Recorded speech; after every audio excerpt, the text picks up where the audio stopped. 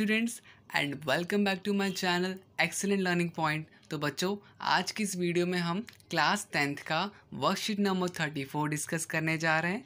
बच्चों, सब्जेक्ट जो है हमारा वो क्या है? इतिहास। ठीक है, इतिहास में कौन सा? यूरोप में राष्ट्रवाद का उदय। बच्चों, इससे पिछली वर्कशीट में भी हमने इसी चैप्टर के कुछ पॉइंट्स डिस्कस किए थे, कुछ पॉइंट्स कवर किए थे। आज हमारा मेन टॉपिक है जर्मनी का एकीकरण, इटली का एकीकरण। फिर बच्चों हमें इन महाशय के बारे में पढ़ना है, Count Camillo de Cavour and Giuseppe Garibaldi. ठीक है, इन दो लोगों के बारे में जानना है। तो बच्चों, आज जो हमारे क्वेश्चन आंसर बनकर आए हैं वो इन्हीं सारी चीज़ों के ऊपर बेस्ड हैं। तो जब हम थोड़ा क्वेश्चन आंसर करेंगे तो हमें थोड़ा आइडिया हो जाएगा कि क्या था इटली का एकीकरण, क्या था एकत्रित जर्मनी का राजा कौन बना। तो ये सारी चीज़ें हमें वहाँ पे क्लियर हो जाएंगी। तो बिना किसी टाइम वेस्ट किए क्वेश्चन आंसर स्टार्ट करते हैं बच्चों। तो बच्चों, इटली का एकीकरण पर एक निबंध लिखना है बच्चों। ठीक है, तो क्या होगा बच्चों इसका आंसर? इटली के एकीकरण। सबसे पहला, इटली का एकीकरण एक लंबी और जटिल प्रक्रिया थी। ठीक है, ये बहुत मुश्किल था बच्चों इटली को एक करना। क्यों? तो बच्चों, आरंभ में इटली 7 छोटे छोटे राज्यों में बटा था। जो इटली देश था वो 6 राज्यों में बटा हुआ था, तो उसको एक किया गया। इटली के एकीकरण का पहला प्रयास किसने किया बच्चों? मैसिनी ने किया, लेकिन वह असफल रहा। ठीक है, उसने ट्राई तो किया बच्चों करने का, बट वो असफल रहा। फोर्थ पॉइंट है, इटली के एकीकरण में पिडमोंट सर्डिनिया के मुख्यमंत्री कावुर तथा गैरिबाल्डी की भूमिका अहम थी। वो जो उन दोनों की बात करी गई थी, उन दोनों का मेन रोल था बच्चों इटली को एक करने का। फिर बच्चों पांचवा, 1861 में इटली का एकीकरण पूरा हुआ।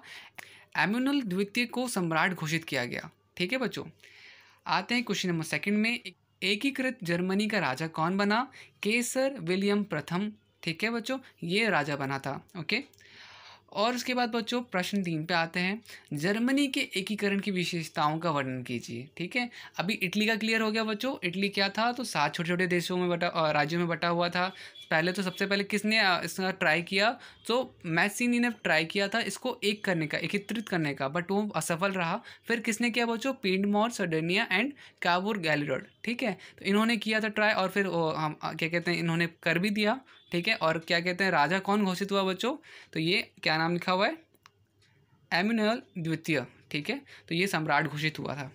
अब इसी तरह से अब जर्मनी में एकीकरण की विशेषताएं क्या थी? तो जर्मनी की एकीकरण की विशेषताएं 1866 से 1871 के बीच में जो भी है आपका, सबसे पहला पॉइंट क्या है? जर्मनी का एकीकरण प्रशा के नेतृत्व में हुआ। बिस्मार्क जर्मन साम्राज्य का प्रथम चांसलर तथा तत्कालीन यूरोप प्रभावी राजनेता था। वह ऑटो फॉन बिस्मार्क के नाम से अधिक प्रसिद्ध था। ठीक है, उसके राष्ट्र निर्माण में प्रमुख भूमिका अदा की। दूसरा बच्चों, 7 वर्ष के दौरान ऑस्ट्रिया, डेनमार्क और फ्रांस से 3 युद्ध में प्रशा की जीत हुई और जर्मनी की एकीकरण की प्रक्रिया शुरू हुई। तो कब हुआ बच्चों? जब हमने 3 युद्ध कर लिए थे वहाँ पर। 1871 में केसर विलियम प्रथम को नए साम्राज्य का राजा घोषित किया गया। जर्मनी के एकीकरण ने यूरोप में प्रशय को महाशक्ति के रूप में स्थापित किया। उसके बाद बच्चों, नए जर्मन राज्य में मुद्रा, बैंकिंग एवं न्यायिक व्यवस्थाओं की आधुनिकीकरण पर जोर दिया गया। तो मतलब नई नई चीज़ें भी आने लगी, बैंकिंग हो गया, मुद्रा हो गया, ये सारी चीज़ें आने लगी। अब बच्चों आपका फोर्थ है, आपको ऐसा क्यों लगता है कि 1848 के बाद यूरोप में राष्ट्रवाद, लोकतंत्र एवं राष्ट्रवाद से अपने जुड़ाव से दूर होता चला गया?